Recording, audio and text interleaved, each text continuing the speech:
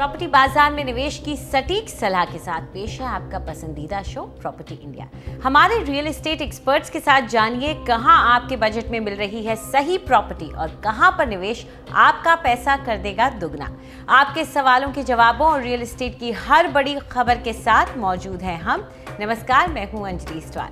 अगर आप प्रॉपर्टी पर और ज्यादा जानकारी चाहते हैं तो आप हमारी वेबसाइट ndtv.com/प्रॉपर्टी पर जा सकते हैं। यहाँ आपको 24 शहरों के प्रॉपर्टी बाजार एक्सपर्ट्स की नज़र में कैसे हैं पता चलेगा और जानकारी ढूंढना भी इस वेबसाइट पर काफ़ी आसान है। चलिए सबसे पहले एक नज़र डाल लेते हैं कि आज क्या क्या है खास। टीडीए की नई स्कीम पर लोग टूटे, हाथों हाथ बिक चुके हैं लाखों फॉर्म। लेकिन डीडीए के मकानों में रहने वालों को नहीं भाते हैं ये मकान। रिहाइश निवेश के लिए शहर के कौन से इलाके हैं सबसे बेहतर, पाइए अपने सवालों के जवाब। और हैदराबाद के उभरते बाजार कुकटपल्ली का एक जायजा।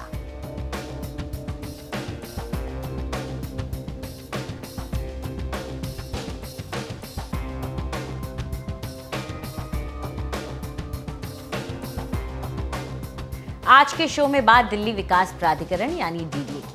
डीडीए ने अपनी नई हाउसिंग स्कीम का ऐलान कर दिया तो दिल्ली वासियों ने उसके फॉर्म खरीदने के लिए लंबी कतारें लगानी शुरू कर दी। ऐसे में प्रॉपर्टी इंडिया ने ये जानने की कोशिश की कि जिन मकानों के लिए लोग इतनी बेसब्री से इंतजार कर रहे हैं आखिर वो हैं कैसे। दिल्ली की रिहाइश की समस्या का निपटारा करने का दावा करने वाला डीडीए क्या वाकई ऐसा करने का मादा रखता भी है या नहीं, ये कहानी खुद उसके अपने बनाए मकान बयां करते हैं। दूर से देखने में उत्तरी दिल्ली के मुखर्जी नगर में बने ये फ्लैट्स किसी भी प्राइवेट बिल्डर के बनाए फ्लैट से मुकाबला करते नजर आते हैं, लेकिन पास जाकर देखें तो पता चलता है कि सच्चाई कुछ और ही है। लेकिन इसके बावजूद इन्हें खरीदने वालों की कमी नहीं है। इस कॉम्प्लेक्स में कुल 336 मकान हैं, जिनमें से 224 HIG हैं यानी हाई इनकम ग्रुप और 112 मिडिल इनकम ग्रुप या MIG हैं। और इस बार की लॉन्च हुई डीडीए की हाउसिंग स्कीम के तहत ये MIG फ्लैट अलॉट किए जाएंगे।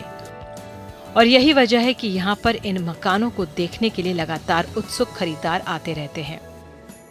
डीडीए का गवर्नमेंट का एक ऑर्गेनाइजेशन है, गवर्नमेंट का सपोर्ट है उसमें।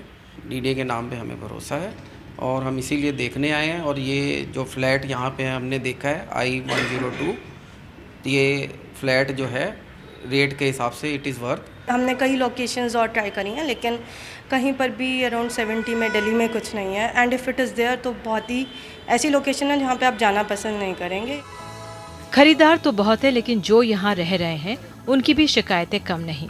पिछले 6 महीने से यहाँ गिरते प्लास्टर की मरम्मत करने के लिए ये स्कैफोल्डिंग लगी हुई है, लेकिन मरम्मत बस नाम की हुई है। मकान 2012 में अलॉट हुए और 2 साल में ही इनमें कहीं प्लास्टर के अंदर से ईंट झांक रही है तो कहीं बड़ी बड़ी दरारें नजर आ रही हैं। जगह जगह टूटे पाइप सीलन की वजह बने हुए हैं।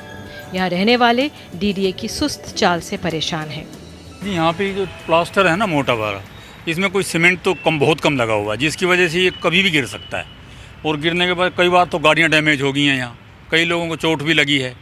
और ये किसी भी टाइम जो ये बैरिकेड्स लगा के ये एक तरह से डीडीए ने अपनी स्किन को they want to protect their skin कि किसी के ऊपर ना गिर जाए, कैजुअल्टी ना हो जाए। और इस वजह से ये हर्डल और क्रिएट खड़ी कर दी, ना गाड़ियाँ निकल सकती हैं ना रास्ता रहता है गाड़ियों के लिए। हालांकि इस बार डीडीए ने अपनी हाउसिंग स्कीम में लो इनकम ग्रुप यानी कि LIG मकानों पर ज्यादा जोर दिया है, लेकिन डीडीए के पुरानी स्कीम के LIG मकानों की हालत भी कुछ अच्छी नहीं। और इस बात का अंदाजा हो जाता है जब इस कच्ची और टूटी सड़क के रास्ते रोहिणी सेक्टर 28 के बागवान अपार्टमेंट का रुख करें। दूर से देखने में ये फ्लैट भले ही खूबसूरत हो, लेकिन इनके रखरखाव की हालत उतनी ही बदसूरत है। महज 7 साल पुराने इन फ्लैट्स की दीवारों के प्लास्टर टूट कर गिर रहे हैं।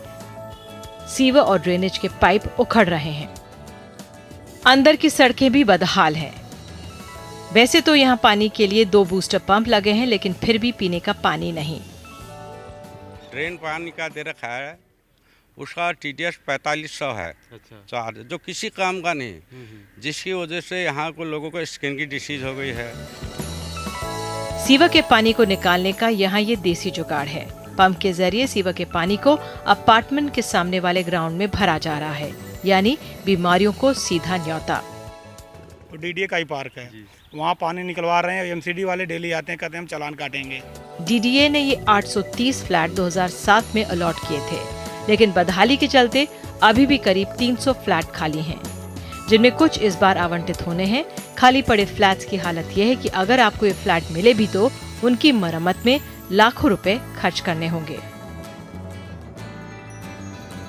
यही नई हाउसिंग स्कीम लॉन्च होने के 20 दिन बाद डीडीए ने इन खस्ताहाल फ्लैट्स के दाम 19 लाख से बढ़ाकर 23 लाख कर दिए। हालांकि फ्लैट्स के नाम पर यहाँ टूटे दरवाजे और दरकती दीवारें ही मौजूद हैं। डीडीए का तर्क है कि फ्लैट्स के दाम गलती से कम प्रिंट हो गए और फ्लैट्स की मरम्मत की जाएगी। डीडीए हाउसिंग स्कीम के तहत 25,000 फ्लैट्स का ड्रॉ निकलना है। शायद फ्लैट्स की खस्ता हालत और दूरी की वजह से डीडीए हाउसिंग स्कीम में लोगों की दिलचस्पी कम हुई है। डीडीए के मुताबिक इस हाउसिंग स्कीम में 14 लाख फॉर्म बिके, लेकिन जमा महज 25,000 हुए। 10 सितंबर तक रोजाना 1 लाख फॉर्म बिक रहे थे, फिर भी नई स्कीम पर टूटे पड़े हैं, क्योंकि उन्हें लग रहा है कि ये प्राइवेट बिल्डर्स के मुकाबले सस्ते का सौदा है। लेकिन सवाल ये उठता है, इन मकानों को खरीदने वाले क्या वाकई लो इनकम ग्रुप वाले होते हैं या फिर वो लोग जो सस्ता मकान खरीदकर बड़ा मुनाफा कमाना चाहते हैं। ऐसे में क्या अब डीडीए के लिए रिहाइश को लेकर अपनी नीतियों में बदलाव करने का वक्त आ गया है? नई दिल्ली से मुकेश सिंह सेंगर और रवीश रंजन शुक्ला के साथ अंजलि इस्तेवाल, एनडीटीवी। तो ये हालत है डीडीए के फ्लैट्स की। इसके बावजूद डीडीए फ्लैट्स बनाया जा रहा है और ये दावा करता है कि वो दिल्ली की रिहाइश की समस्याओं को दूर करेगा। क्या वाकई डीडीए ऐसा कर सकता है? क्या वाकई डीडीए में ये दम है? इसके बारे में चर्चा करने के लिए हमारे साथ मौजूद हैं उमेश सहगल, जो कि फॉर्मर चीफ सेक्रेटरी हैं दिल्ली सरकार के, और रमेश मेनन हैं, जो कि डायरेक्टर हैं सर्टिस रियल्टी लिमिटेड, और साथ ही में वो लैंड एक्सपर्ट भी हैं। आप दोनों का शुक्रिया हमारे साथ इस चर्चा में जुड़ने के लिए। तो शुरुआत आपसे करते हैं सहगल साहब, आपको क्या लगता है, आप जो इस स्टोरी में हमने जो मकानों का हाल देखा उसके बाद तो लगता है कि जो ये मकान जब अलॉट होंगे तो इसमें ही इतना खर्चा आ जाएगा कि जितनी आप कीमत देंगे शायद उसका आधा आपको फिर से खर्च करना पड़ेगा। लेकिन क्या फिर भी लोग वहाँ जाते हैं इसे मुनाफे का सौदा, फ़ायदे का सौदा समझ के? क्या आप क्या समझते हैं कि ये दिल्ली वासियों की मजबूरी है या एक उनकी चॉइस है और सोच समझ के ही करते हैं वो? ये दिल्ली वासियों की मजबूरी है, कोई दूसरी ऑप्शन नहीं है। बिल्डर्स को लैंड दी नहीं जाती, कोऑपरेटिव सोसाइटीज़ को पहले दी जाती थी ग्रुप हाउसिंग के लिए, वो इन्होंने बंद कर दिया। अब कोई तरीका ही नहीं है, या तो आप रीसेल में लीजिए या जो बिल्डर्स ने प्लॉट्स लेके फ्लोर्स डेवलप किए हुए वो लीजिए, और कोई थर्ड ऑप्शन ये है नहीं, ये मजबूरी है। एक तो सबसे पहले तो इनको बहुत साल से ये डिबेट चल रही है कि डीडीए को कंस्ट्रक्शन में होना चाहिए कि नहीं। ये डेवलपमेंट अथॉरिटी है, प्लानिंग अथॉरिटी है, क्या एक प्लानिंग अथॉरिटी को कंस्ट्रक्शन ऑफ हाउसेज में आना चाहिए कि नहीं। अब क्योंकि इतना स्टाफ बढ़ गया है तो वो कहते हैं ना मैन नीड्स में, वो हो गया है कि एक नीड हो गई है इनकी कि इनको मैन को बिज़ी रखने के लिए इनको कुछ काम देना है, काम देने के लिए इनको हाउसिंग दे देते हैं। दूसरा इशू ये है कि अब देखिए कंस्ट्रक्शन इनकी सस्ती है महंगी है मैं ये कह नहीं सकता हूँ प्राइवेट सेक्टर से, मगर इनको ज़मीन बहुत इन्होंने पुरानी ली हुई है और बस सस्ते रेटों में ली हुई है।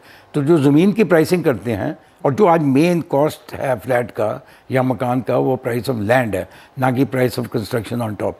तो क्योंकि लैंड ये थोड़ी सस्ती करके उसको प्राइस कर देते हैं, इसलिए अपने फ्लैट्स इनके सस्ते बिक रहे होते हैं। तो ज़्यादातर लोग इसलिए लेते हैं कि अच्छी इन्वेस्टमेंट है। अगर आपने ले लिया उसके बाद सब चलता है। ये तो है नहीं कि लीगली आप ट्रांसफ़र नहीं कर सकते, तो आप ट्रांसफ़र ही नहीं कर सकते, तो ट्रांसफ़र कर देते हैं। लोग कहते हैं चलो 5-7 लाख रुपया बन जाएगा। तो सारे हिंदुस्तान से आप समझिए लाखों लोग दिल्ली में सेटल होना चाहते हैं क्या? अगर इतने लाखों लोग यहाँ सेटल हो जाए बाहर से आके, तो अब दिल्ली का क्या हाल होगा? तो ज़्यादातर ये इन्वेस्टर्स आए हुए हैं इसमें, और उनको कोई फ़र्क नहीं पड़ता कि इसकी 3 साल बाद क्या हालत होगी घर की, क्योंकि 3 साल बाद उन्होंने यहाँ होना ही नहीं। यही मैं जानना चाहती थी रमेश, आपको क्या लगता है अगर LIG मकान पे इन्होंने कहा हम जोर देंगे, स्टूडियो अपार्टमेंट बनाएंगे, लेकिन जो LIG का जो मार्केट होता है उसमें मुनाफा भी बहुत कमाते हैं लोग, क्या वाकई में वो गरीब आदमी जाके LIG में रह रहा है या उसे इन्वेस्टर्स ही खरीदते रहते हैं? देखिए, आपकी स्टोरी में ही आपने दर्शा दिया कि काफ़ी वैकेंसी रेट है। 100 में से शायद 40 से 50 मकान खाली पड़े हैं आज भी, जो पिछले अलॉटमेंट के हैं 2010 वाले। तो दो चीज़ें हैं जो सहगल साहब ने कहा, उनसे मैं इत्तेफाक रखता हूँ। Cost of land, construction, approval और फिर जो मुनाफा होता है। और अगर आप इसको प्राइवेट सेक्टर के साथ कंपेयर करें तो डीडीए के मकान कुछ खासा सस्ते नहीं हैं। वो प्राइवेट सेक्टर के मकानों के बराबर ही बेच रहे हैं। आज वही इसी स्पेसिफिकेशन के मकान, चाहे नोएडा हो, गुड़गांव हो, सोनीपत हो, वो डीडीए के भाव या शायद 2-4% कम में भी मिलते हैं। डीडीए की सबसे बड़ी दिक्कत ये रही है क्योंकि उनकी अकाउंटेबिलिटी नहीं है। उनसे सवाल कोई नहीं पूछता है कि साहब आपने ये डिलीवरी जो 4 साल में होनी थी, ये 10 साल में क्यों हुई, पहली बात। दूसरा, जो डेवलपमेंट वहाँ करें जहाँ नेटवर्क हो ट्रांसपोर्टेशन का, जहाँ सर्विसेज हो, जहाँ पानी हो, बिजली हो, वो दूर दराज के इलाके में। नरेला में आज से 10 साल पहले डीडीए ने मकान बनाने और अलॉट करने शुरू कर दिए थे। वहाँ ना सर्विसेज हैं, ना ट्रांसपोर्टेशन है और ना कोई रोज़गार के लिए कोई वहाँ पे कोई इंडस्ट्रियल या इकोनॉमिक एक्टिविटी पर से कोई है नहीं वहाँ पे। तो मैं समझता हूँ डीडीए जो उनका जो चार्टर था कि वो एक शहर को प्लान करें, वो प्लानिंग के अलावा वो हर चीज़ में और चले गए हैं, जो अपने आप में शहर के लिए नेगेटिव साबित हो रहा है। ऐसे में तो लगता है जैसे डीडीए खुद ही ये इन्वेस्टमेंट के कल्चर को आगे बढ़ा रही है कि हमने जाके एक कोने में मकान बना दिया, अब आप इन्वेस्ट कर दीजिए और 10 साल बाद 15 साल बाद आप प्रॉफिट बुकिंग कीजिए। लेकिन उमेश जी, यहाँ पर मैं जानना चाहूँगी कि अगर डीडीए से ये काम नहीं होता है और मकान नहीं दिए जाते हैं, तो जब हम गरीब तबके की रिहाइश की बात करते हैं तो क्यों नहीं सरकारें कुछ और ऑप्शंस के बारे में सोचती हैं? रेंटल हाउसिंग के ऑप्शंस हैं, हिंदुस्तान में कभी कोई इन चीज़ों के बारे में नहीं सोचता है, क्या वजह है? मुझे रेंटल हाउसिंग का तो नहीं पता, मगर दूसरे ऑप्शन सोचे गए हैं कुछ। अगर आप हरियाणा और यूपी में देखिए, वो ट्राई भी की गई हैं। ये जब बिल्डर्स को लैंड देते हैं, चाहे ऑप्शन में दें या कंसेशनल रेट में दें, बाई चांस अगर कंसेशनल रेट पे दें, जो कि पता नहीं आजकल क्यों नहीं कर रहे हैं, कंसेशनल रेट पे दें, तो एक कंडीशन उन पे लगा दी जाती है कि इतनी परसेंटेज मकान आप इस क्वालिटी के बनाएंगे जो लोअर इनकम के लिए होंगे, वो फ्री ऑफ कॉस्ट हमें हैंड ओवर कर देंगे, यानी गवर्नमेंट को हैंड ओवर कर देंगे। हुआ क्या कि इसमें हमने कॉस्ट शेयरिंग कर दी। जब लैंड का कॉस्ट है जो गवर्नमेंट को देना चाहिए था, उनको उनसे मिलना चाहिए था, और गवर्नमेंट का हाफ शेयर जो उसमें था आपने उससे शेयर कर लिया, उससे आपने फ्री ले लिया या सस्ता ले लिया मकान, और फिर किसी भी रेट में जो कि आप रीज़नेबल समझते हैं उस रेट पे आपने बेच दिया। तो उससे ये होगा कि एक तो जो क्वालिटी आपकी है, किसी का HID नहीं बिकेगा अगर उसके बगल में ही एक सिंगल बेडरूम का बना हुआ है जिसकी क्वालिटी पुअर, अगर एक ही हाउसिंग सोसाइटी में है सबकी क्वालिटी सेम होगी। तो जो पुअर मकान है वो भी कम से कम कंस्ट्रक्शन वाइज और मेंटेनेंस वाइज उनकी क्वालिटी सेम होगी। अब मेंटेनेंस के कॉस्ट जो हैं, बहुत सारे बिल्डर्स और डीडीए भी आजकल बिल्ड इन करता है अपने कॉस्ट में। 1-2 लाख रुपया जो कॉस्ट है वो आप समझिए मेंटेनेंस का। जब मेंटेनेंस का कॉस्ट आप बिल्ड इन कर रहे हैं तो क्यों नहीं उस सारा जो एक्सेस आपका बना, जितना पैसा बना, वो आप एक सोसाइटी बना के जितने भी रेजिडेंट्स हैं चाहे 200-300 हैं, कम फिगर बेटर होगा।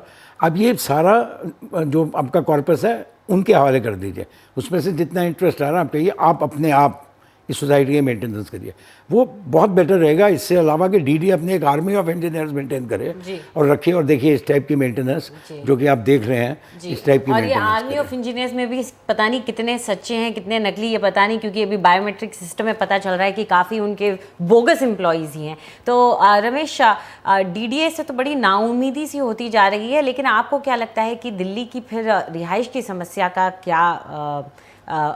क्या सल्यूशन कहेंगे? क्या डीडीए प्राइवेट बिल्डर्स के साथ आए, और आए भी तो किस फॉर्मूले में आए? नहीं, देखिए इस चीज़ का इस सवाल का बहुत सिंपल जवाब है कि बाज़ार डिमांड एंड सप्लाई पे चलता है। आज तक डीडीए ने शॉर्ट सप्लाई के ज़माने में हाउसिंग क्रिएट किया है, इस वजह से ये हाल है। अगर आप देखें 60 की दशक में जब डीडीए का गठन हुआ था, उस वक्त प्राइवेट सेक्टर बहुत वीक था। उस वक्त सरकार को जिम्मेवारी लेनी पड़ी कि हम मकान भी बनाएंगे, होटल भी बनाएंगे, एयरलाइन भी चलाएंगे, सड़क भी बनाएंगे। पर अगर आप देखें सन 80 के बाद प्राइवेट सेक्टर बहुत सशक्त है, और इसका दिल्ली के इर्द गिर्द के शहरों में इसकी मिसाल है। चाहे वो गुड़गांव हो, चाहे नोएडा हो, या सोनीपत हो, फरीदाबाद हो, सरकार हाउसिंग में से बाहर आ चुकी है। ये बात तो पहली हुई। और दूसरी सप्लाई की जहाँ तक बात है, जो दिल्ली मास्टर प्लान के तहत जो सहगल साहब ने कहा, वो तीनों चीज़ों को एड्रेस किया गया है। हमारे पास तकरीबन 65,000 एकड़ प्राइवेट सेक्टर के पास ऑलरेडी है, जो लैंड पूलिंग पॉलिसी के तहत वो हाउसिंग डेवलपमेंट के लिए लेके आएंगे। अब वो प्राइवेट सेक्टर को आप केवल लाइसेंसिंग और ईज ऑफ बिजनेस, ताकि वो अपने वो सप्लाई क्रिएट कर सकें। अगर यकायक 2, 3, 4 लाख मकान बनने लग जाएं at various stages of production, तो कीमतें भी कम होंगी और सप्लाई भी आपके अनुरूप, चाहे 1 बेडरूम हो, 2 हो या बड़े विलाज एंड फार्म हाउसेस हो। ये केवल जो लाइसेंसिंग को रोक के रखा, या 2007 में डीडीए ने मास्टर प्लान तो नोटिफाई कर दिया, आज 7 साल हो गए हैं, हम अब भी लैंड पूलिंग की पॉलिसी की वेट कर रहे हैं। तो ये ऐसा है कि प्राइवेट सेक्टर ने करोड़ों रुपए के निवेश से ज़मीनें इकट्ठी कर रखी हैं कि डीडीए हमें अलाउ करें तो वो यकायक ही 2-4 लाख मकान बना सकें। और फिर बायर के पास ये चॉइस रहता है कि उसको डीडीए के ये डिलैपिडेटेड टूटे फूटे मकान लेने हैं या नहीं जी। और डीडीए के मकान कोई सस्ते नहीं है। 70 लाख रुपए में अगर आप डीडीए के फ्लैट अलॉट कर सकते हैं तो उससे बेहतरीन क्वालिटी प्राइवेट सेक्टर अगर अच्छे कैश फ्लो पे बना भी सकती है और बेच भी सकती है जी। उमेश जी, क्या यहाँ पे मैं आपसे थोड़ा संक्षिप्त में जानना चाहूँगी, क्या डीडीए अपनी तरफ से प्राइवेट सेक्टर को रोक करके दिल्ली के बाजार में कंट्रोल करके बाहर रखने की कोशिश कर रहा है क्या? कोई डाउट है क्या? इसमें कोई डाउट नहीं है। ये पिछले 50 साल से कंटिन्यूस पॉलिसी रही है कि किसी तरीके से प्राइवेट सेक्टर को बाहर रखो। अब एक टाइम था जबकि पॉलिटिकल फिलॉसफी भी यही थी, तो इसलिए ये चलता था। जब से पॉलिटिकल फिलॉसफी चेंज हुई है, अब ना इधर है ना उधर है। अब सिचुएशन ये हुई है कि अब ये ठीक है, इन्होंने 20,000 मकान बना दिए। मैं देख रहा हूँ कि इमरजेंसी के टाइम से डिक्लेयर हो रहा है हर साल के 1 लाख मकान बनाएंगे। मैं तो कहता हूँ टोटल इनके अभी तक 1.5 लाख मकान नहीं बने। अगर ये देखिए इनकी अपनी कंस्ट्रक्शन, बट टोटल दिल्ली में आप मकान देखिए, चाहे प्राइवेट हाउसिंग सोसाइटीज़ ने बनाए हैं या ग्रुप हाउसिंग सोसाइटीज़ ने बनाए हैं या दूसरे तरीके से बने हैं, तो कम से कम 10 लाख 12 लाख मकान यहाँ बने हैं। तो 8.5-9 लाख मकान शुरू के 20-30 साल में जब रेफ्यूजीज़ की प्रॉब्लम थी और एक अर्जेंट प्रॉब्लम गवर्नमेंट के सामने थी, तो ये पंजाबी बाग, ग्रीन पार्क, ये सारी कॉलोनीज़, फर्स्ट क्लास कॉलोनीज़ जो कि आज मॉडल्स मानी जाती हैं बाकी कॉलोनीज़ के लिए, ये डेवलप हुई और ये सब प्राइवेट सेक्टर ने की। ठीक है, वो प्राइवेट सेक्टर वो नहीं था डीएलएफ टाइप का प्राइवेट सेक्टर, वो डिफरेंट टाइप का प्राइवेट सेक्टर था। अब तो इनको एक मिक्स करना चाहिए। एक तो गुड़गांव वाली, हरियाणा वाली पॉलिसी है जो कि रोज़ सुप्रीम कोर्ट या हाई कोर्ट में जाके, यानी सॉरी यूपी वाली, जिसमें रोज़ कोई ना कोई ऑर्डर आ जाता है ये लैंड एक्विजिशन कैंसिल कर दो, ये कर दो। वो भी अब बहुत मुश्किल हो गया। लैंड एक्विजिशन एक्ट भी नया आ गया, लैंड भी अब बहुत कॉस्टली है जो आप एक्वायर करते हैं। एक चीज़, अब लैंड पूलिंग पॉलिसी कहना आसान, इसको इम्प्लीमेंट करना मुश्किल। अब लैंड पूल कर देंगे, मेरे पास 2 एकड़ है, मैं कहूँगा जी मुझे मैं कहूँगा जी 1 एकड़ आपको गवर्नमेंट को सरेंडर करना है। आप कौन सा एकड़ सरेंडर करेंगे? आप वो एकड़ सरेंडर करेंगे जिस एकड़ की कोई वैल्यू नहीं है।